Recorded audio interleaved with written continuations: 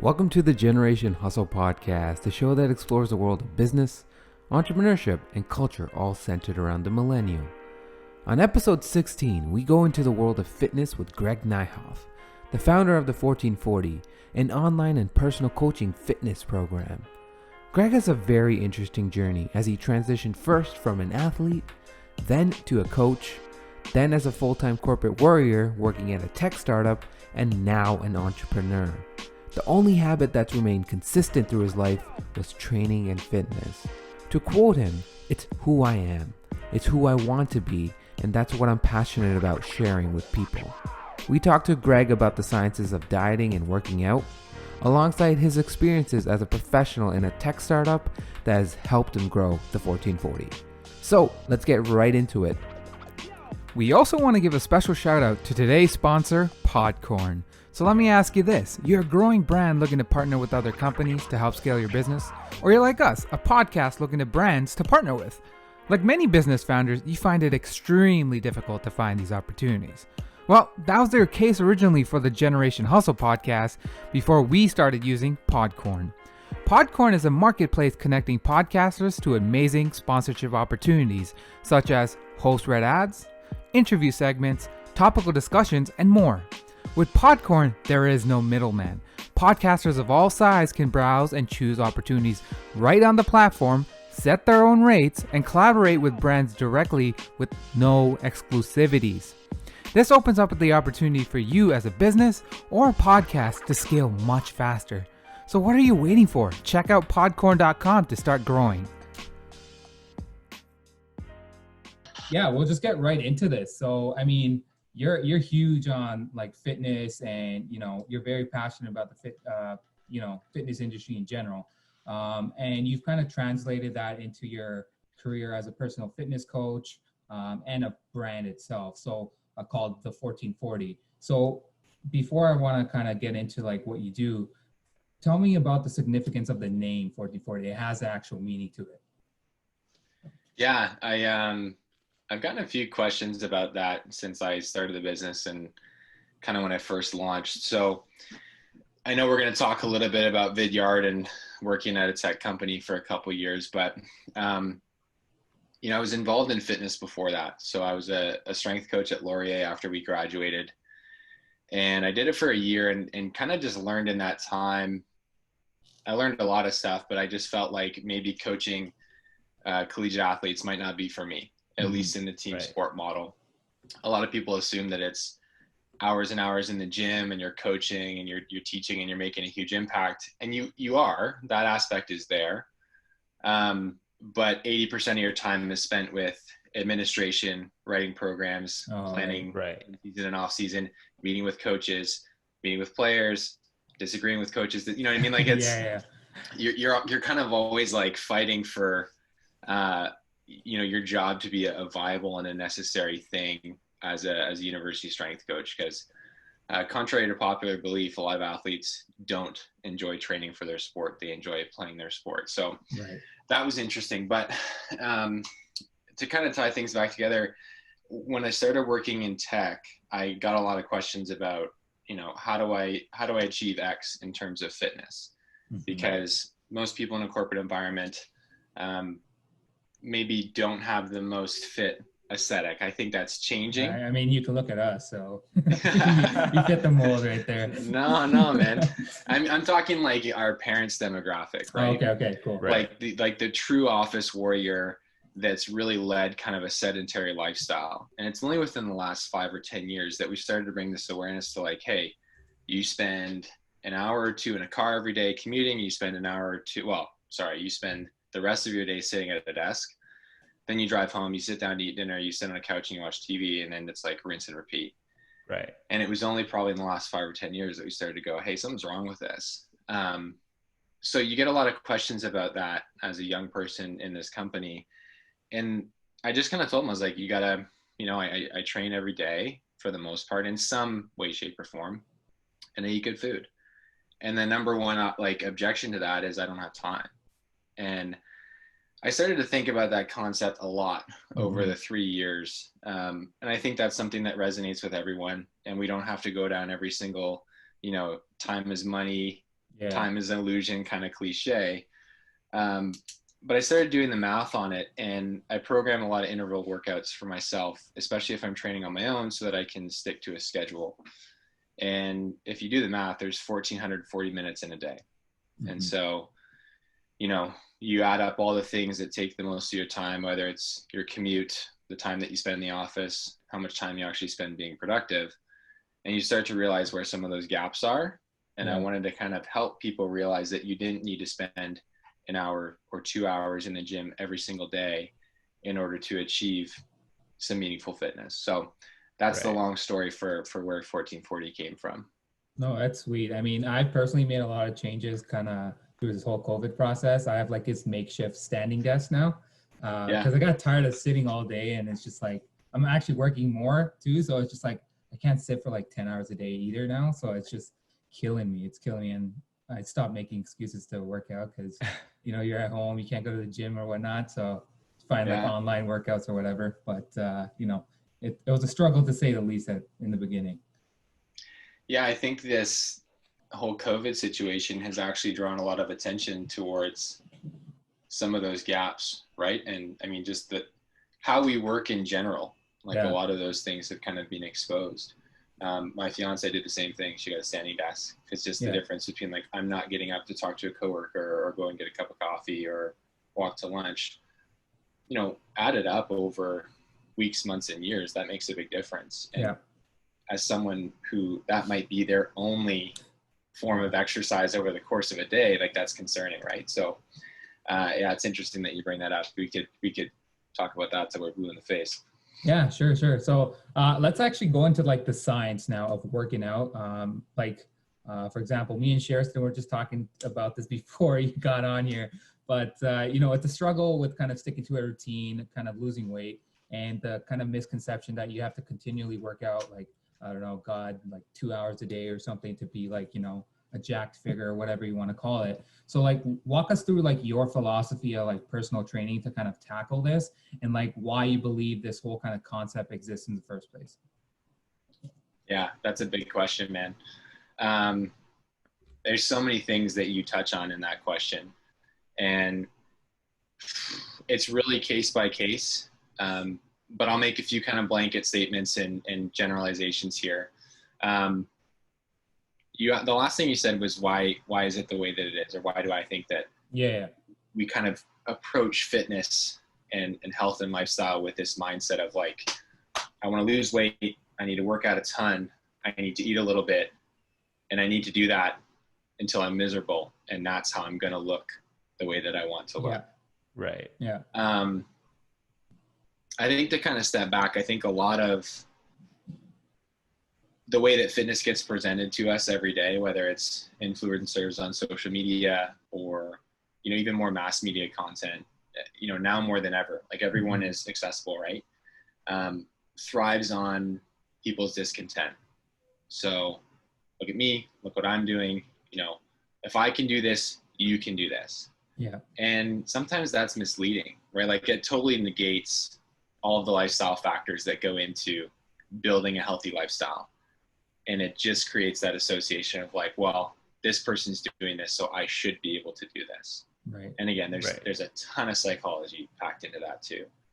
I loved your question about genetics. Like, how much do genetics play a part in this? Not as much as you think. That would be my answer. There are all kinds of genetic reasons why you may think or perceive that you're hanging on to excess weight. You know, you're a hard gainer, or you lose weight really quickly, or you gain weight really quickly, or you have these kind of rapid fluctuations. Most of the time, those chalked to some level of inconsistency somewhere in your game, which is the hardest thing to tell somebody, especially when they want like the answer. Yeah. I read something a couple of years ago, actually, when I was really working hard to try and make this transition to making 1440 a full-time thing. Yeah. It was basically that like technical gaps don't exist anymore, especially not because we have all the information here. Yeah. Right. Exactly. So it's like, you could Google, how do I lose 20 pounds? And you would find information on you want to go way back, the Atkins diet, intermittent fasting, paleo, the zone diet, tracking like all these different things. And it's a bit like fitness now. If you clicked on any one of them and followed it and did anything that certified coach or trainer or someone that's built a legitimate business told you to do, you'd probably lose the 20 pounds. Yeah. So like the technical gap is gone. It's the behavior and the habit gap that kind of still exists, right? It's here's all the information. What am I going to do with it? The way that I approach training is actually kind of from the reverse, in the sense of I train capability first. So my goal when you, from the first time that we meet till we have your assessment session, and then we work through the next 12 weeks, 24 weeks, indefinite period of time, depending on what your goals are, is to make you capable and competent in, the fundamentals of strength training. Yeah. Like there's a reason that we still back squat and we swing kettlebells and we bench press and we shoulder press. Like that's the stuff that Arnold Schwarzenegger did. Yeah. And he was damn strong. Yeah. There's a lot of, I think, distracting things and extremes that, we get access to, back to that point of social media, every single day. Kettlebell flows and primal movements and all these like different avenues of training. It's like there's so many options, and it's like, it's overwhelming. And so try and go in the headspace of someone that's like, I need to look like X, I need to achieve X. Yeah. Like, where do I start? Right. So that technical gap, while it's not a gap, I think is in a lot of ways kind of our demise, right? There's just too much information. So I train capability first, and as an athlete becomes, or as a trainee becomes more capable, that process, dare I say the word organically, kind of leads to a lot of other things. Yeah. It's on day one, this assessment kicks my ass. Yeah. And I'm realizing these things about myself. I thought I was in better shape. Okay, well now I have questions about like, why couldn't I do this certain thing? So now I'm either A, discouraged, which can be a good motivator on its own. Yeah. Or B, I'm just motivated and I'm excited to kind of begin this. But every one of those sessions from that point forward, if you stick with it, another question comes up. Now it's like, okay, I'm not sore from these workouts anymore. That's a good thing. So we've got some adaptation. We're getting stronger. So we can increase the training stress. We can increase the training stimulus. But now it's like, hey, I'm feeling kind of sluggish sometimes. Okay, well, what are you eating for breakfast? Let's talk about what your food looks like. Oh, I'm not eating breakfast. Yep. Okay, let's talk about that, right? It's you're seeing me at 8:00 in the morning. What time are you getting to bed? What time are you waking up in the morning? While I'm waking up at 7:30, I slug a glass of water and I drive to your house and we work out. Yeah. Why are you waking up so late? Well, I go to bed at 1:00, right? So like these questions and these lifestyle things really start to unfold. And a lot of people assume that it's the training. Mm-hmm. And, I would benefit from that notion to say that, you can get there on training alone, but it's not true. It's the lifestyle factors and having some accountability and some consistency in forming really, really strong habits. Yeah. It's funny because you just mentioned that. I was listening to Joe Rogan the other day, and he mentioned the exact same thing you were just talking about right there. So it's about consistency. The guest that he had, she was talking about, I don't have any energy to work out in the morning and stuff like that. And he started breaking down, like, what's your patterns? Like, what are you doing from a day-to-day thing? And he's just like, okay, so like literally it's because you do X, Y, Z. That's most likely driving your kind of laziness towards fitness or whatever it may be. So I absolutely love the fact that you just mentioned that and kind of opened that whole thing about consistency, making a kind of a pattern in terms of getting to in shape per se. And just to go off of that, like being a trainer, I almost feel like you guys are like part-time therapists, because you got to understand like someone's life, and like you need to know what's going on behind the scenes to understand why you're doing all these things. It's not just the training, right? So I like how you broke that down. Yeah, I think the something I think is worth mentioning as well is like, yes, the trainee probably needs this, right? They've identified some deficiency and some need for, I need to change my lifestyle and I need to get in shape. Yeah. That's the one we hear all the time. I think trainers have a job to make sure the workouts are obviously effective. Like, it's no longer enough to be like a good trainer because everyone is so accessible. It's like understanding how to teach and coach movement, understanding how to write a proper workout and create, you know, exercises in a 1 hour session or a 45-minute session that works for an individual trainee. Like, those are like your prerequisites now. Like that, I don't think that no longer separates you as a, you know, above average trainer.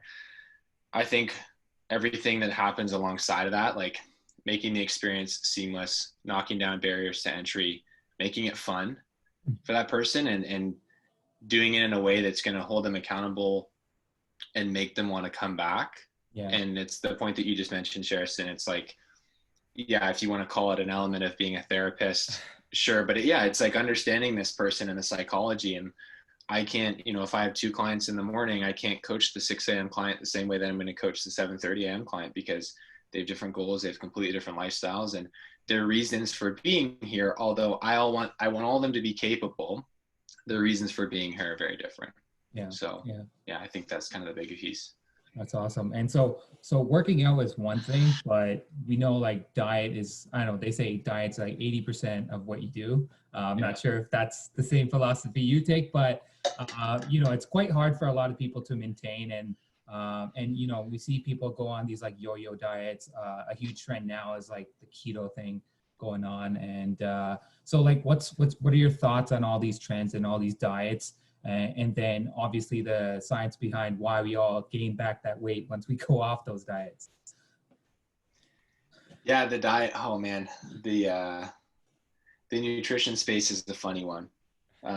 I try and remove myself from it as much as I can. Mm-hmm. I think that this is a saying from I'm taking a course right now. It's more of a movement specific course and a programming course, but something that this coach that leads it always says is like, success leaves clues, right?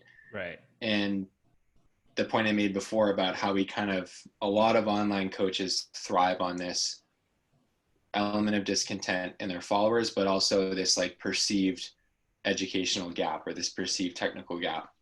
I'm not dodging your question. Don't worry. I'm going to come around to it with nutrition, but the first thing I tell my clients is like, I'm not a registered nutritionist. I've never taken courses in nutrition. Mm-hmm. Here's what's worked for me. And these are some of like the key principles that I've seen work for a lot of other people as well. They also happen to be the things that you can like maintain and implement on the most consistent basis. I think that the fad diets, so the point you made about like yo-yo dieting, keto being a good example, intermittent fasting, paleo, what's the other big one that I always saw at the gym I worked at? The Whole30. That's like more like, now you're starting to dip your toes in like the fitness challenge or the nutrition challenge space. Right. Those ones I think are more of a mental trap, and I think we're a bit more aware of that. It's like, I can do anything for 30 days. And then what happens on day 31, right? It's like, I've just been this like tyrant for the last 30 days to myself. Again, there's a lot of psychology there too, but I don't know that any one of those is the best. The best one is the one that you can follow consistently. Mm-hmm. So for some people, it's less a question about nutrition and more a question about like logistics. I say that about people specifically that will follow intermittent fasting and they'll have a ton of success with it. Preparing food and eating good food takes time. And we identified through the conversation about 1440s that people don't have time for this stuff. Yeah. Right? Like, we're already time starved. So intermittent fasting from like a scheduling and logistics perspective makes sense. All these diets point towards some sort of a caloric deficit, like being able to restrict calories. Although I don't think it's as simple as calories in and calories out. And we haven't even layered in the conversation about like food sensitivities, which It seems like everyone has now. Yeah. You know, your best measures for success on food sensitivity are like, how does this food make you feel, and blood work. And I don't think enough people get the blood work done to really understand, do I have a legit, like, I know like one of my best friends ate eggs like all through university, And he just thought it was normal that he had like explosive diarrhea every time. He's like, no oh, way. eggs just jack me up. Like whatever, my stomach hurts and that's a bummer. Get some blood work done. And he's like severely allergic to eggs. Oh, no way. So he starts cutting eggs out of his diet and like all of a sudden everything changed. So yeah, it's super inconvenient. And would he like to be able to eat eggs? Probably. So, you know, that's kind of my rant about blood work. But yeah, the best diet is the one that you follow consistently. I sent a mailer out to, or like an email out to my subscribers a couple weeks ago, probably about a month ago, and it was just called Sustainable Nutrition. And to anybody that knows me, they know that I don't enter this conversation much because it ends up just being really frustrating. Yeah. Right. You typically have these conversations at like a Christmas party, right? Where they're excited about the new year and they look at you and like, oh, you know, let me tell you about my workouts. And, you know, I'm going to go on a diet and I'll start on Monday, right? You always hear that. I'll start on Monday. You know, and you see them again the next year and it's the same conversation. Or, I was doing keto for a bit and I was doing this for a bit. And it's like, this sustainable nutrition thing was like, here's a crazy idea. Let's like, when you wake up and feel hungry, eat breakfast. And like, you know, in the middle of the day when like most other people are eating lunch and we've probably depleted some of our energy stores, like let's eat lunch. And then like when you get home, probably like 2 or 3 hours before you go to bed and you're tired from a long day, like, hey, let's eat some dinner. Right. And then let's see where that gets us, right? And, you know, there were a few rules in that was like, you've got to prepare all this food on your own, right? So bringing awareness to where your food comes from. And then the immediate question is like, well, what if I get something healthy from Freshie? Yeah. And I'm like, hey, do you work at Freshie? No, then no, like you've got to prepare the food yourself. Right. And then there was just some really rough guidelines on like where the food comes from. Like, does it run, swim, fly, or grow? If yes, go for it. Like those are all the things that you can eat. And like, it sounds really like insultingly simple. And I don't mean it to be that tongue in cheek, but there's so much information and overwhelm around nutrition that it's like, if you pressure tested every single one of the guidelines that I laid out there, they all hold up. Yeah. Right. And it's as soon as you start to make these exceptions is where most people find them. Well, I didn't have time. So we whipped out and we picked up Subway, but hey, I got a wrap. And it's like, yeah, but you know, those sauces are pumped full of sugar. Yeah. It's processed donut. You know what I mean? Like, it's just, there's so many things missing in there in this perception around like what food is healthy or good. Yeah. I don't know if that fully answers your question. No, but like, no, it does. I mean, this also jogs my memory. I remember we're doing this project and Greg comes out with this prepared meal. It's a sweet potato, some asparagus, some chicken. I'm sitting there like probably eating a slice of pizza. I'm like, shit, okay, maybe this is what I'm doing wrong. It's just like every day we meet, it's just like another like clean meal that he has. So just like, okay, I mean, that makes sense. I mean, you're kind of following that philosophy of like, you know, it's all about consistency and if it's clean, just natural, and that whole idea of sustainability. And if you can actually continue it and you're happy eating those foods, like go for it. I mean, everyone has a craving once in a while, and for sure it's okay, right?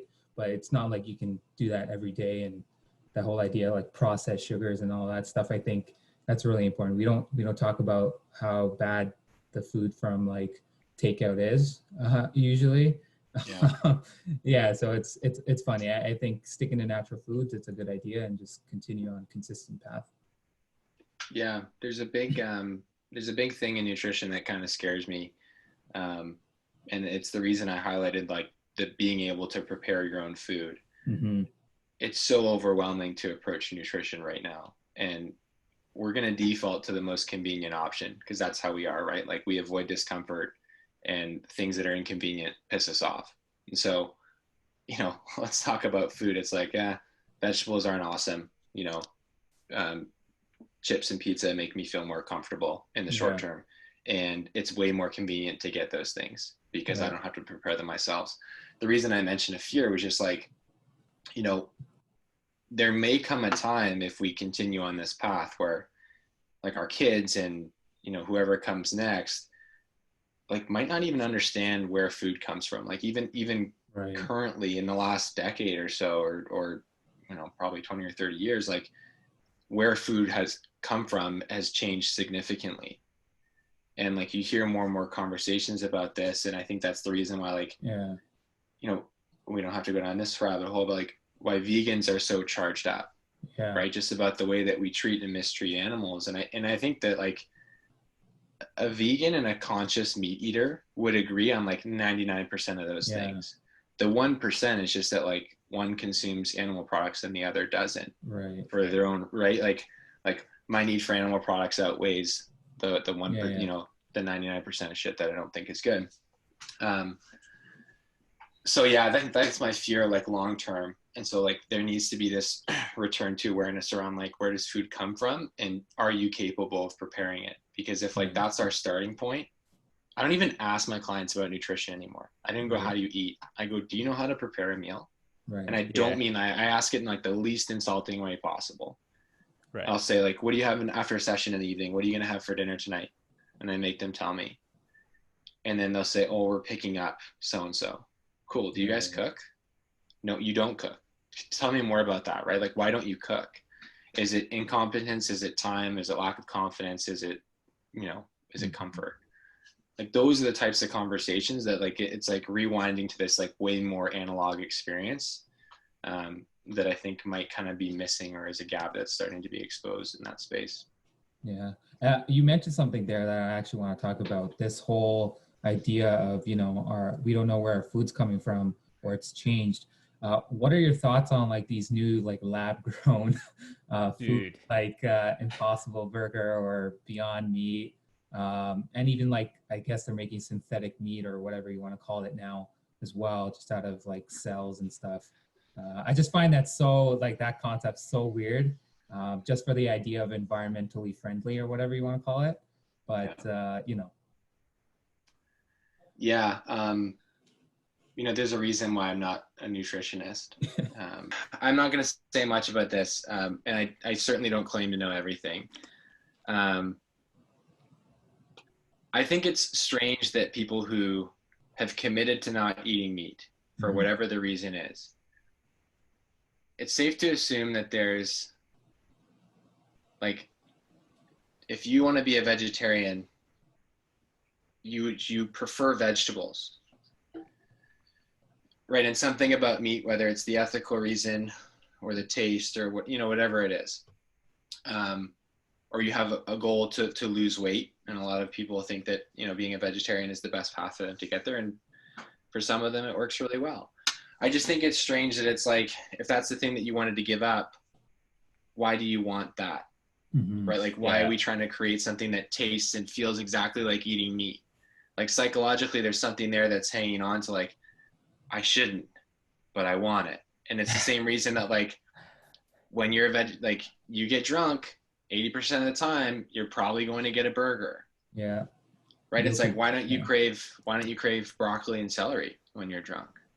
You know what I mean? Like I'm sure it's way more primal than that. And that's probably like a gross oversimplification. I just think it's fascinating. And, you know, the idea that it's more sustainable than eating meat, like it's probably more sustainable than factory farming for sure. But there's a lot of grain that has to be washed, processed, and a lot of machinery that goes into creating this synthetic thing that you said, Aman, that looks, feels, and tastes like meat and might deliver some nutritional value, although that's still up for debate. Yeah, exactly. So let's make a little pivot here. You've mentioned, obviously, you worked at a startup before called Vidyard. Walk us through like that experience in general and the tech startup space. And then alongside how you kind of made that leap to starting your own business, and, you know, that whole experience, was it nerve-wracking? And, you know, I'm kind of going and don't have that financial security anymore, like a normal job would. Yeah, man, you touched on all the big stuff. And like, I love that you asked that question. The financial security was like, for sure, the biggest concern for me. And I don't think it's something that a lot of people talk about. Like, we celebrate the like rah leap of faith, you know, if this is your passion, you can do anything and it's going to be successful. And it's like, cool. That still means I don't get a paycheck, right? Like I still need to figure this thing out. And so, to be completely candid, like, yeah, that was my number one concern, was like, how do I make this work, you know, without don't want to say losing everything, because it's not just about money, but it's like I needed some signal, like again, success leaves clues, like some signal that this is going to be a viable career choice for me, to leave a career and start something else. I think like Vidyard was an unbelievable experience for that for me, like getting into tech and having no experience working in tech before, for a couple of reasons. And I said this to, you know, both the gentlemen that I reported to when I made the decision to leave. Like, that is to date probably I had two of the hardest conversations that I ever had in a month, like within 1 month of each other. Hard for good reasons. The first one was quitting my job, because when you start that conversation, I don't know if you've ever done it before, like you can't change your mind tomorrow. Like when you go to your employer and you're like, hey, I'd like to resign, and these are the reasons why. Like that's it. You know, maybe if you've done a really great job and you're someone that's extremely valuable to the company, you might be able to weasel your way back in. The second one was I asked my fiance's father if I could marry her. So that was like two of the most intense conversations I've ever had were within the same month. I wanted to make sure that got, you know, thrown into the conversation as well. Vidyard gave me the skills to do what I'm doing now, in so many different areas. Like, while I worked at a tech company, I was not a technical person. Like, I started out in like entry-level sales, literally making cold calls, booking meetings for another sales rep to close. Right. Before I worked at Vidyard, I would have thought that role was like a telemarketer, and, you know, on paper they're probably similar. What a lot of people don't realize about those is like you build the skill of being able to talk to people, and like push through something that's like really uncomfortable every single day. Like there is a big parallel there with training, to the point where it was like, in order for me to hit my number on a monthly basis, like having that kind of pressure hang over your head, I knew I had to make like X number of phone calls in a day. Right. Because based on conversion rates, those would become opportunities, and that's how, you know, the company made money and our team was successful. Yeah. And that's a tough thing to get yourself up for. Let me call a list of 50 people that don't want to talk to me and don't know what company I'm calling. It's not like I'm calling from Amazon to be like, hey, your package is ready and we're going to give you another one, and, you know, here's your Prime membership. Oh, sweet, right? And people are already skeptical about talking to other people on the phone. Yeah. So I think like that whole thing wrapped up, and man, that was almost 2 years of my job at Vidyard, was, you know, through a number of different positions. And it's, talk to any leader in a tech company, especially on like a customer facing side of things, and they'll tell you that function of these startup, high, fast growth tech companies, like that business development, creating opportunities function of the business is like one of the most important things for driving pipeline and revenue. For sure. So it seems insignificant when you're like outside of it and you talk to someone who's advanced a lot further in their career. But I still think about that stuff when I wake up now. It's like, I'm going to talk to a client, you know, it's early in the morning. I might not be feeling it, but this is part, like, these are the steps you have to take to be successful in this business. And I understand that. And then just like the confidence to create a website, understand like how a lead gets created, how to talk to people, how to sell something. You know, ironically, one of the reasons that I wanted to leave tech was because I didn't want to have to sell something. Like, I wanted to do something that I was good enough at, like work that was really important to me. And I had this idea that like, if I'm doing that and I'm doing it well, I won't have to sell things. You know, you kind of celebrate that concept of working for yourself. So yeah, I think like that Vidyard experience was so important to me. Some of the people I worked with are currently clients still, like over a year after I left. Awesome. Yeah. They were incredibly helpful in terms of like offering suggestions for the business and giving me feedback and like telling me things that I needed to learn in order to grow. Like, I can't say enough good things about how I was able to leave that organization and start my own thing. That's amazing. That's amazing. Like, just to have that support like that, it makes it that much easier for you to move on with your passion, right? and kind of gives you that kind of backbone to know that you made the right decision. So I'm glad that you were able to have that support system around you. But if you were to be able to go back to that moment, like if you could time travel per se, go back to the day where you're going to quit, like, is there anything that you would tell yourself, maybe to hype yourself or calm yourself down? Like, is there anything that you would tell yourself? Oh man, that's a good question. It's funny, at that time, my now fiance and I were we were carpooling to work together. Yeah. And I had an idea of when my last day should be. I hadn't actually resigned yet. Because that's a weird thing too, right? It's like, where's the jumping off point? And how do I make this as as comfortable as possible in a way that I'm at least going to be comfortable with and feel like, how am I going to talk about this? How am I going to tell people, what's the work that I need to do immediately? And, how do I make sure that I leave on good terms? But yeah, we were driving into work together and I was like, oh, and she knew because we had been talking about it for a couple weeks, but I was like, today's the day. She goes, you going to quit your job today? And I was like, yeah. And, it's a weird thing because for a period of time you have this secret and you know that it's going to be an uncomfortable conversation. The advice I would give is, my mom always would tell me, people will gauge their reaction on yours. Yeah. If you go in and you're all charged up about it, it's positive or negative. I got to quit and here's blah, blah, blah, blah, everything about why I need to quit. What kind of a reaction are you going to get from that person? Right. So yeah, it's a high pressure situation, or at least you're perceiving it that way. That kind of helped me dial things back, have a conversation with my boss and say, hey, there's something that we need to discuss.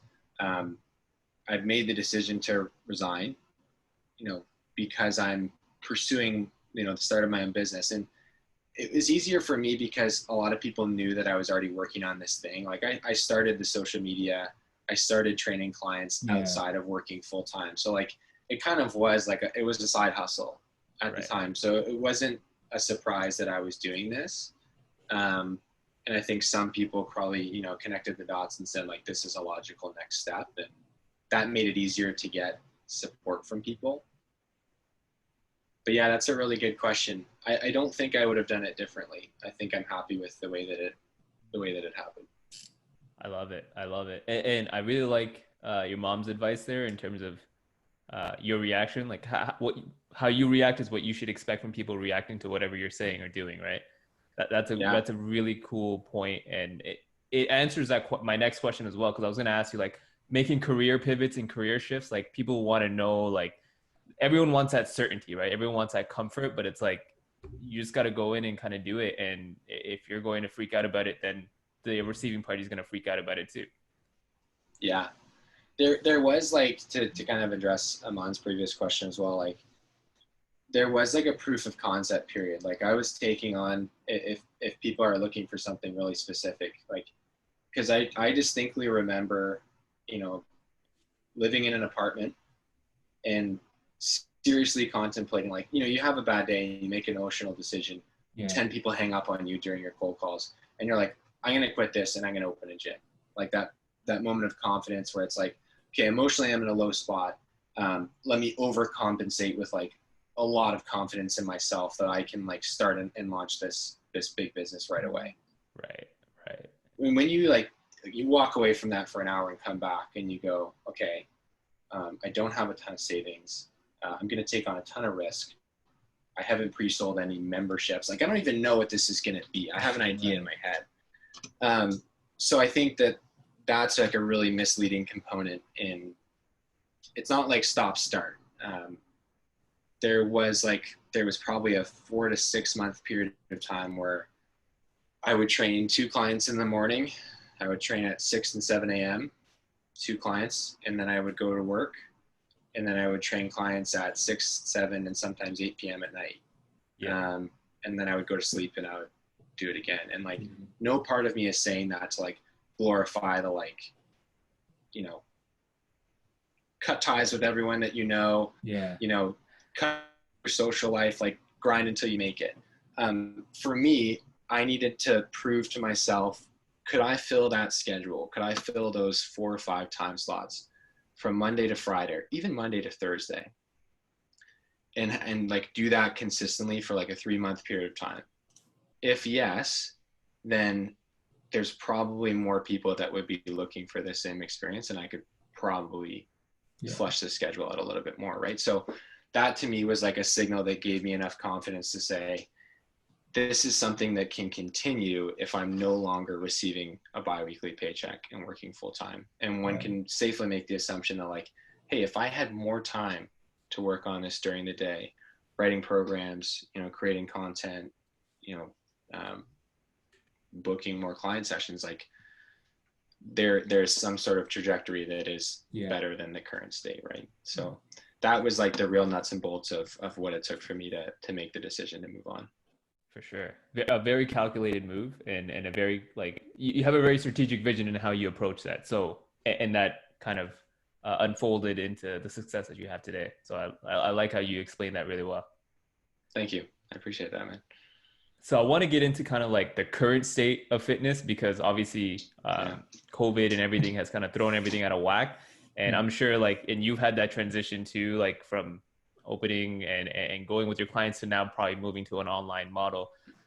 So let's talk about that a little bit. Like obviously right now, like tech and fitness, it's booming. Everyone's has a training program. Everyone's coaching online. Like the access is there. It's just about going in there, right? So can you talk to me about your thoughts on that and kind of like what excites you about the future of fitness right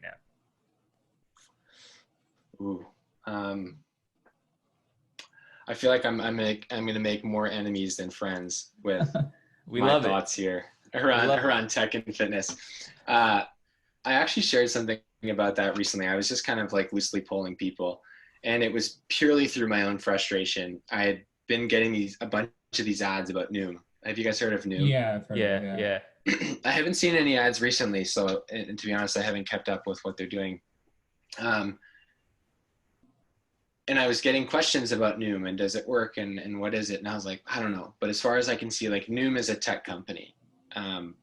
It seems like it's a bit more about habit forming, but it's not going to cook the food for you, right? Because it was all about nutrition, and you've got people that are saying, I'm a cake decorator. If I can lose 30 pounds, and it was all targeted at weight loss. And like, yeah, I think that's super important. But again, like I said at the beginning of this conversation, like I want to train capability first. That doesn't just mean capability in the gym. Are you capable of preparing your own food and understanding like what food is fuel and what food is not? Because I think that's the only way you're going to, create a lasting relationship that's going to serve you from now into the future, right? It's not going to be like, what's the most popular app this year to track and train, there are some things that I'm excited about in fitness when it comes to technology. Mostly being that like for a lot of people, especially as more and more people become interested in technology, like the Apple Watch or the Garmin or the Fitbit or the Whoop Band, like that might be what motivates them to take the first step, right? Like you see your parents get an Apple Watch and all of a sudden they're like pumped about like, I got to close my standing rings and I got to hit my steps for the day, right? If that's the difference between them getting up and going for a walk after dinner or taking their, like, I'm all for it. Like that's the, if that's what motivates people. Your point about online training is an interesting one too. And COVID has certainly like forced a need for that. My stance when COVID happened, and just for perspective, like most of my revenue comes from in-person training sessions. I've always had this idea of building an online channel and developing, an online stream of revenue. And I've done that. But I've never split time with like the online and the PT. It's always been a bias towards like taking care of the people that I'm going to see in person. And through that, it's like, there's a wait list, you know what I mean? So it's like, there's always going to be someone else that I can take. And it's really just a matter of like, how many sessions am I willing to coach and how many people do I think I can help while still giving them the experience that they need and they pay for. So the online piece was interesting to me because it's like, okay, I can write a program and I can distribute it to theoretically an unlimited number of people. And I can do it without requiring like physical man hours in the gym to be working with this person. My stance at the beginning of COVID, when I could no longer see my PT clients, I was like, I'm not going to run Zoom workouts. You saw a lot of coaches doing that. Yeah. And I think for more micro gyms that have like a really well-established community, like group fitness, I think it made a lot of sense, because the accountability structure in those gyms is like, say the three of us go to this gym down the road. Like, you guys are probably some of my better friends because I see you every day, even if we do completely different things professionally. Like, I want to know that Amon's training hard and Sherison's training hard, but I don't get to see you anymore, and I might not see you for 3 months. So there, like, the Zoom thing makes total sense to me. They lost me a little bit on PT when you had coaches that were like, I'm charging my full rate because I need to make money, and I'm going to watch you work out in your living room. To me, to go back to the point about training capability, I just had this feeling of like, say something like this, like a pandemic happens and we're all forced to stay inside. If you can't figure out how to read a workout, whether it's the one I sent you or one that you picked up online, and apply that in your home with a limited set of equipment or no equipment that you have, and you can't continue to train, like you can't maintain your practice, then I think I've kind of failed you as a coach. Right. Because again, like, my job is to make you capable, not dependent. So if you're coming to me because you want to continue to learn and push and improve your fitness, because like there's a lifetime of learning and skill acquisition in all of these movements, and that goes for me too. It's the same reason that I train with other coaches. Then that's another thing. But if you're training with me because you're dependent on, you know, the appointment in your calendar or like my accountability, I think this has been an eye-opening experience for people when we kind of bumped to COVID. So it sounds like kind of a harsh thing to say. And I think like there's a huge opportunity for online fitness coaches. I just think it goes back to that notion of like, some of the things that you have to do to be successful as an online fitness coach thrive on making people feel discontent, right? Like at that point, you're like, you're a tech company again. It's how do I put as many people on the top of the funnel as I can, and how do I convert them to like the minimum viable product as quickly as I can. And I just think it's not work that I'm interested in doing. Yeah, for sure. I like that a lot, because even in your explanation with why you switched from like working in tech to fitness, like you touched on a lot of just, you want to make an impact. And so I think you mentioned a lot of good points there. A lot of online trainers are kind of like, I just want to get as many slots filled as possible, and then I can just collect those checks. Whereas it's like, you're reducing the quality that you're giving at that point. Like, it's reduced already online, but then now when you're looking at it like that, like the perspective changes everything out of whack. Yeah. So, and I want to make one more comment on that, because I think this will be helpful. Like, I for sure, when I was leaving Vidyard, I'm at work like everyone else, and I'm scrolling through my phone and I see these online fitness coaches, and I'm like, I can do this, right? Like, if I do the posts and I run the ads, like I can get the followers, and you know, I can build this online business. And it's like this journey to passive income, right? Like we love this idea of like, you know, the Patreon subscription model. And here I am, I'm still doing 1 hour work, but I got 100,000 subscribers. It seems like a really simple concept, and it is, but anyone that's done, you know, a high level of training understand like simple is definitely not easy. And there's a ton of work that goes into creating that funnel and that process. I took a step back probably 3 or 4 months ago, and I was like, okay, I really need to figure out what I'm doing with my online option. At the time I was doing one-to-one coaching online. So individual program design. Right. And I wanted to pivot it towards something that was a little bit more templated. So it was like more specific to my style. I was just really going to try and stay in my lane and offer this up as like a lower cost option to potentially reach more people. And I looked at my list of clients, my online clients specifically, because the initial draw to that was like, I can work with anybody, anywhere. Yeah. And I knew every single one of them. Yeah. None of my online clients were people that like, it wasn't like, you know, Sherison and I had never met, and he fills out the form on my website and goes, hey man, I want you to be my coach. Like I knew all these people personally or through other folks in my network. And that was kind of like an aha moment for me. It was like, how much time am I going to spend trying to become popular on social media and get hundreds of thousands of followers? That's going to take my time and attention away from my current clients, where it's like, this local community is your biggest opportunity to make an impact. And like, if you can focus on that group and serving that group, you don't need, like, why do you need to try and reach hundreds and thousands of people? Because there's a lot of online fitness coaches that have hundreds and thousands of followers and this many clients. Yeah. Because they don't work with actual clients. You know what I mean? So Yeah. that was kind of a tough thing to swallow at first, because my mindset going into this was like, you know, do I have an obligation to build a really big business? And if so, this is probably how I should do it. And a lot of people think that they're like, you should write online programs and you should do this. And my friend does this and he sells these ebooks and these programs. And I'm like, yeah, like, then no, I don't want to do that. Yeah. Right. Like I've got like, some of my best relationships are with my clients, current, past, and you know, future. So that was kind of my stance, at least more recently, towards the online fitness space. Yeah, for sure. To that point, I think marketing, this is something that I picked up from Gary Vee, who's someone we like on the podcast. Like marketing ruins everything. So it's like, at that point, I was like, are you a trainer or are you a salesman, right? And you have a great perspective on that. Like, if you're going to be a trainer, don't think like a salesman. Yeah. I think like you have to do a little bit of everything. Right. You know, like it's gone are the days where it was like, it was cool to be a really good coach, but like a bad business person.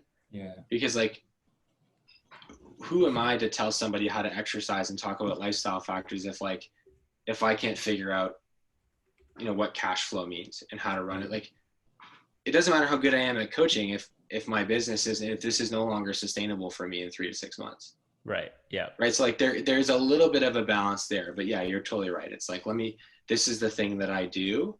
And if I do it properly and I build these relationships the right way, then like, I'm going to learn everything I need to learn about the business. Definitely. So you kind of emphasize the importance of like that local community. And one thing that I found when I was looking you up and kind of looking into your background was you used to volunteer at the Canadian Center for Ethics in Sports and kind of just teaching the youth on the dangers of PEDs. And so you touched on this a little bit, like you're not really in the nutrition space, but I want to get your insight on supplements.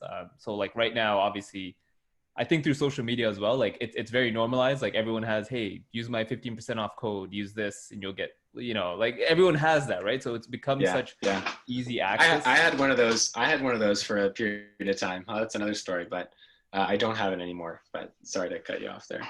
No, I agree. So like, I want to know why you got rid of that as well. So like, what are your thoughts on the supplement industry? Obviously there's no clear cut rules. There's no regulations. Like you can get third party tested, but like, there's no food standards or whatever. Right. So kind of, can you talk to us about that? Supplements are tricky.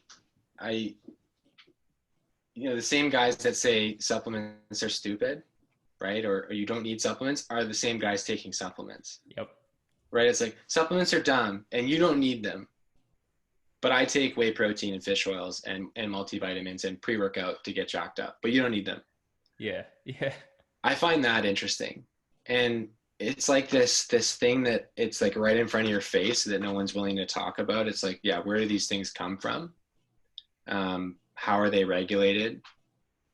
You know, is a little stamp of like, you know, what did we have to talk about at CCS? So we used to go into high schools and talk to high school students about the dangers of performance enhancing drugs. And it was a little bit more skewed towards the athlete community and kids that might be preparing for playing university or collegiate sports, because there the risk is higher in terms of like, there's a lot of substances on that banned list that like you would never guess, like, is it acetaminophen or whatever it is in like NyQuil, for example, that makes you drowsy is on the banned substance list. Yeah. So like if you took that during season and you ended up taking a drug test, like you would fail as per having something in your system on a ban list. So a lot of the education that we did with CCES was around that, and just understanding like, how to read a label and some of the things that you're looking for, and, what resources you have available to you to make sure that you're not going to take something where you're going to test positive. But naturally it leads down that path of like, here's a whole bunch of other stuff that's probably not good for you if you have any goal of being, a quote unquote healthy athlete, right? So you do end up talking about like, drugs and alcohol. And then of course steroids, because there was a huge, story about the distribution of steroids on the University of Waterloo football team. And that was right around the time that I was getting ready to come to Laurier. Right. And so they got a 2-year suspension. Wow. So I think that kind of shook our local community anyway. And people were trying to figure out like, oh man, I thought steroids were just things I saw bodybuilders take, but I never knew anybody that took them. Right. So I think a lot of people were taken back at how easy it was or how accessible they might be. The supplement space is, for all the reasons that you mentioned, it's interesting because it's highly unregulated and the margins are just insane.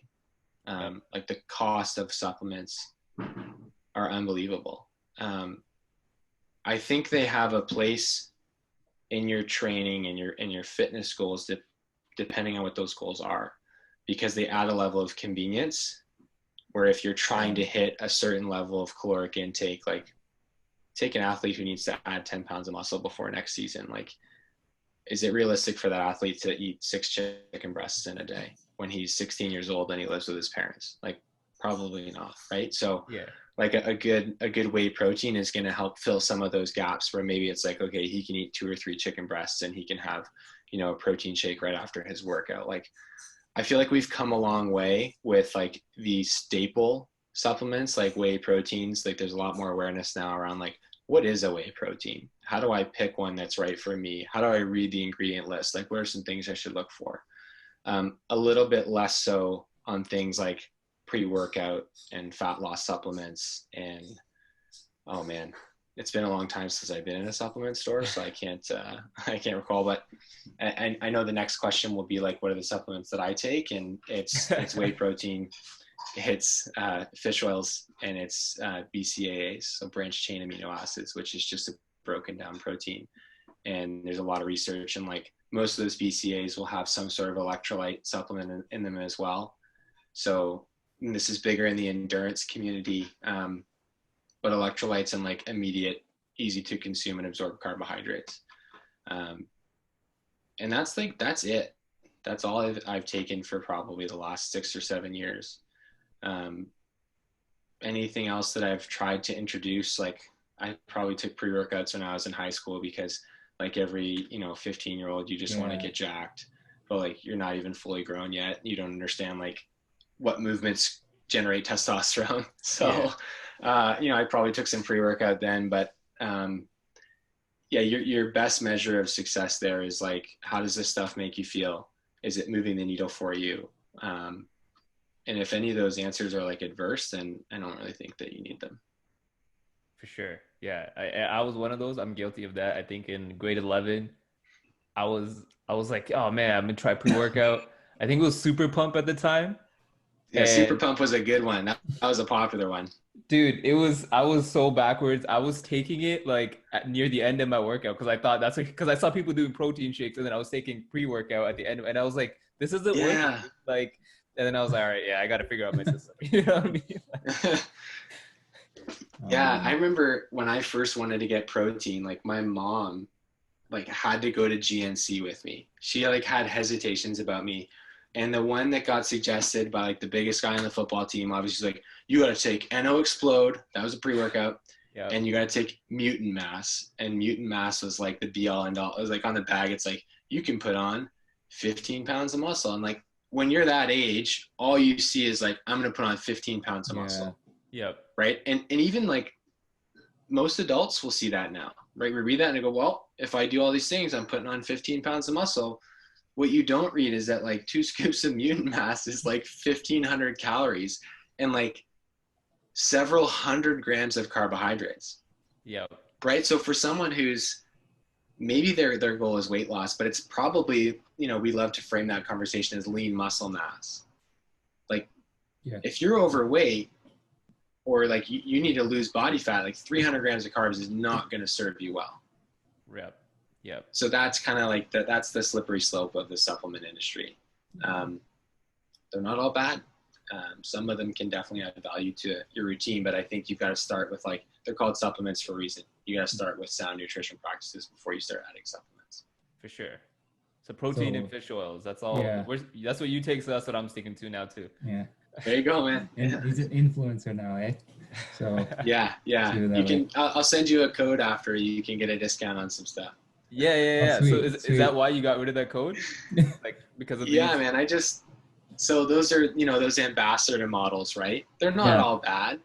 I'm not hating on it. Yeah, no, I think it's, you know, for some companies it works really well. I just didn't like the idea of, like, I have to post this many times per week. Oh, right. Okay. Like I'm not here to sell supplements. I'm not even here to sell gym memberships. It's like, I've had to really rethink, like, I think whatever you put on social media now more than ever kind of represents, like, you and what you believe in, whether you say it explicitly or not. So, like, if I share something, it's because I read it and I think and I have an opinion on it, and I would expect that maybe a few people are going to ask me about it, as opposed to, like, just the, you know, we love doing the applause emoji, but now more than ever, it's like, did you read that? You know, what do you actually think about this? I think that's the more important conversation.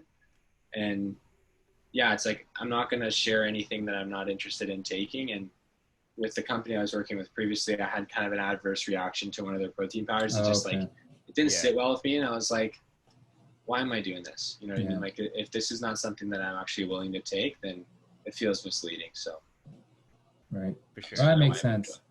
Yeah. So, like, prior to all this, like, personal training and going to Vidyard and stuff, you played a lot of football. So obviously you were part of Laurier's football team. And so did you have ever, like, this is kind of going off topic, but, like, did you ever have aspirations of becoming a professional, like, football player? And, like, at what point did you realize, you know, maybe this is not the right path for me? Yeah, that's a good question. I still think about that a lot, like that period of my life. And I have two very specific answers to that. Somewhere in my second year, I just finished playing my first season in the OUA, or, like, for Laurier. Yeah. Because I didn't dress at all in my first year. Just, like, for people that might not know, like, football rosters are really big. There's like 100 guys on a football team, but only 47 of them dress for game day. Yeah. But over the course of a season, like, the total number is like 60 or 70 guys will dress, just based on injuries or certain things that might happen. But that still leaves a cohort of 30 or 40 guys that will never see the field in one season. And typically it's because they're young and they just haven't got enough experience. But after my first season, you know, I never thought about playing professionally. I grew up in the States, so I wasn't really familiar with the CFL. Like, I didn't grow up watching the CFL. Right. So my awareness around professional football in Canada was somewhat limited. But some of our coaches started to talk to me, and they're like, you know, you might have an opportunity to play professionally. And once like a coach that I think you respect and admire, like, says something like that to you, you're like, well, I should do that. Like, you know, that seems like a noble goal that will serve me well for the next 3 or 4 years of my career here in university. So I'm just going to keep doing that. So I distinctly remember it after my second year being like, well, that's my goal, to play professional football. I would say it was my third season playing, my fourth year at Laurier, was when that kind of started to shift. One of the big reasons was I broke my leg early on in our season. Pretty minor broken leg, like, in the grand scheme of things. I thought I blew out my knee when it happened. So broken leg is like a much better scenario than a blown out knee. But I was off for 4 weeks, and I wore a boot, and I went and I had to watch practice, and I had to watch film. And I remember that period of time where I was like, man, because at that point I was getting closer to graduating. And that off season would have been the East-West Bowl, which is like a combine and a selection that takes place in the summer, and a lot of CFL scouts are there. And this was prior to that, and I was like, man, if this was my job, Like if I was just doing this, this would be tough. Like, cause right now I've got school and I've got roommates and I have all these other things and I've got a part-time job at, you know, the athletics complex that are kind of keeping me busy. But like, what if my day was just like going to practice and watching these guys play and like, you know, busting my ass with recovery so that I can get back on the field. That was a big kind of thing for me. It was like, this is different when it's a business, and I'm not sure if I would be able to handle that, right? Like working through the adversity of being injured. The second reason that I kind of came to, and honestly, the reason I took myself out of the draft. So I declared myself ineligible. I went to the East-West Bowl. I performed well, probably because I wasn't putting pressure on myself, because at that point I kind of knew, like, I don't think I want to play professionally. So sure enough, you're like, well, yeah, you go and you play loose, right? And you have a good camp and a good combine. And I was starting to talk to scouts, and I remember I was sitting in the stands with a scout from Hamilton, and I was filling out some of the forms to go through the interview process leading up to the draft. And the same thing was going to happen later that week with a scout from Edmonton and one from Toronto. And I met with this guy, and it was like a really intense thing from my perspective, because I was like, I don't want to waste these people's time and lead anyone down a path if I know that this isn't the route for me. And so it was that same week I went to our coaching staff, our head coach specifically, and I just said, this isn't what I want to do. And he was like completely supportive, which I'm really thankful for. Some of the other staff and some of the guys I played with were not that way, which was kind of a weird thing. I looked at playing in the CFL as a Canadian player, potentially putting a couple years of my life on hold. Like, I'm going to be a practice roster guy probably because I'm Canadian and I'm a receiver. So there's a good chance I'll probably just be picked up so I can play special teams as a practice roster guy. Yeah. They'll get some guy from the States to play receiver, right? Yeah. So I can bust my ass for a couple years and maybe crack the roster as a receiver, or I can sprint downfield on punt and kickoff return and, you know, smash guys as hard as I can and, you know, collect a paycheck out in Edmonton. And I'm by no means like diminishing how hard those guys have to work and what that experience is like if you love the game. Like, some of my best memories are from playing football, but at that time I just didn't love it enough anymore.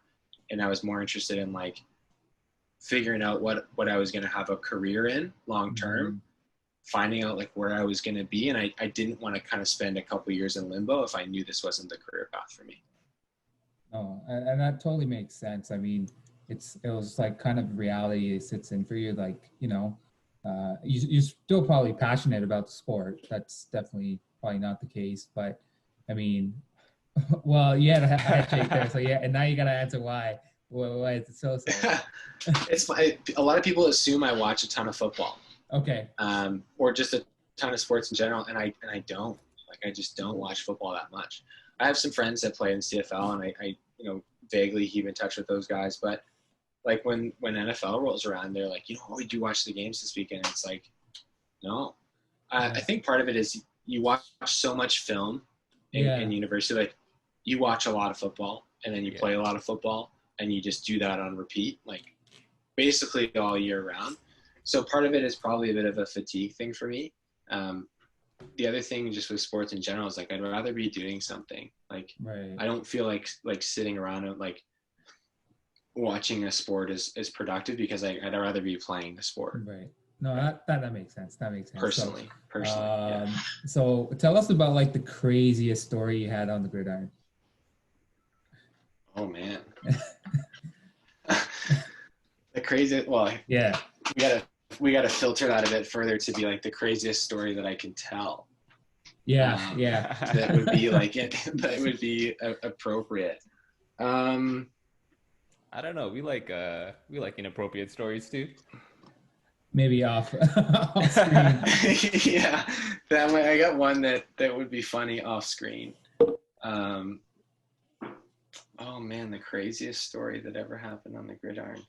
Well, one of the funniest things I remember was one homecoming. It was the first homecoming I ever played at Laurier. Sheristan, did you go to Laurier? No, I went to McMaster.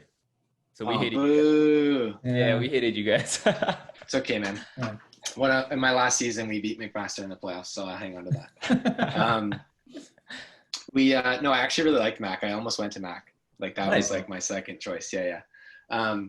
So my first homecoming. That was like a backhanded compliment, but okay. Yeah. That was my second choice. It was great. Yeah. I almost went to Mac, but I went to my first choice instead. Sorry, go ahead. My first homecoming, it's like the first time as a dress player. So it was my second year at Laurier. So it's like a lot of emotion, Mac, because Laurier homecoming is pretty intense. And it's like in Canadian, in OUA football, it's like at Laurier, it's the biggest group of people that you're going to play in front of unless you make it to the Vanier Cup. And further, it was my first season playing. And at Laurier games, for home openers, they would do like a flyover sometimes, and they would try and time it up with like the fireworks. And it would be timed up like just before the kickoff after the anthem finish. Yeah. And you're expecting like 2 or 3 small planes to fly at like an appropriate height over the field. Aman, I don't know if you remember this, but I was on the kickoff unit. So like the group of people that will sprint down the field and try and make a tackle. So like I'm standing there, I'm looking at the kicker, and the whistle's blown to kick off. And so Ronnie Peffer, who's in the CFL now, is our kicker. And he runs up, and like right as he's as he's running up to the ball, the flyover was late. So the planes were late. Yeah. And it wasn't 3 planes. It was like a freaking, this thing could have had a tank in it, man. Like it was like a military cargo plane. And I swear we had to duck. Like that's how close it was to the field. I've never seen a plane fly over that low. And I just remember like it kind of like shook the field. And I think Ronnie claims that the reason he shanked the kickoff was because the vibration of the plane like wobbled the ball off the kicking tee. And like this all happens so fast, right? Like you don't hear any of this like thought process from the guys until the next day when you're watching film. But I just distinctly remember looking up and be like, holy shit, that plane is so low. And it was my first, that was just something that I was like, that's a really weird way to start a football game. Yeah. But man, to pinpoint any one point in particular is kind of tough. But that's cool. I mean, I probably don't remember. I was probably too drunk. That's the other piece too. Yeah. But I mean, homecoming at Laurier was something else. And then obviously we had St. Patty's, but those 2 things were like 2 biggest things at Laurier. I don't know what your experience was, Sherston, at Mac, and how it was, but I know Laurier was huge. I'll admit, like homecoming was amazing for us. It was huge, but even at Mac, we were like, when it's St. Patty's, we go to Waterloo. Like it was kind of just understood. We go to Ezra Street, man. Like I'll give you guys that. I'll give you guys that. Yeah. Awesome. So Greg, man, that kind of finalizes the questions here for us. I mean, we've grilled you enough in terms of your personal life and the whole fitness industry and stuff like that. We like to do like a little fun little lightning round at the end of each podcast. So these are just like quick questions that you have like 5 to 10 seconds to answer. So I'm gonna let Sherston lead this and go for it, man. Yeah, man. So whatever comes to mind first, just let us know. So we'll start with something easy here. What's your favorite exercise? And that can be like a movement or it can be a muscle group. I'll leave it open to that. Oh, back squats. I love a heavy back squat. Nice. Okay. Fundamentals. Okay. What is your favorite book of all time that you've read? Favorite book. Favorite and probably most impactful, Extreme Ownership by Jocko Willink. Fantastic book. Yeah. Love it. If you could have dinner with one person, just dream dinner guest, who would it be? Don't say Jocko. Oh, you know what, man? I'm gonna go straight sentimental on this one. It'd be my grandpa. So he's still alive, but it would look a little different if we were to have dinner today. But yeah, he'd be the guy. We love it. Yeah. In terms of the sports sphere, your favorite athlete right now? Oh man, favorite athlete right now. This is how you can tell I haven't been watching many sports. It's okay. There hasn't been many sports. You know what? Rob Gronkowski. Oh, sweet. Okay. I love that he came out of retirement. Yeah. As literally the youngest, most injured man in the NFL. That just speaks to me about how impactful Tom Brady is. Yeah. Yep. Yeah. Yep. Yeah, that's my quick answer. Gronk, we love it. And lastly, there's a nutrition question here. If you're going pizza, do you put pineapples on it or not? Oh man, you guys are psychos. No pineapples. Get out of Yeah, here. yeah, yeah. See, I told you. Listen, like, if you're it doesn't putting, belong on there. look, pineapple is supposed to be eaten cold for starters, and two, if you're putting an appropriate amount of meat on your pizza, there's no room for pineapple. Yeah. I don't know, man. If you haven't had grilled pineapple, that's a good way to have it. No, just by grilled itself, pine, it's yeah. all right, but not on pizza. No, All right. no pineapple. We'll let this one go. I'm not gonna win this one. I'm the outsider here. It's all good. Sweet. Awesome. Hey, Cool. man, this is great. You answered so many questions, and I really like your story. You're very stand up and very genuine about kind of the what you're trying to accomplish, which I think is it's shitty to say, but it's very rare in the fitness sphere, like to have that genuine characteristic. So we love that. So thank you for coming on and kind of sharing that. Hey man, thank you guys. I really appreciate being able to sit down and chat with you guys and share a little bit more. So thank you very much.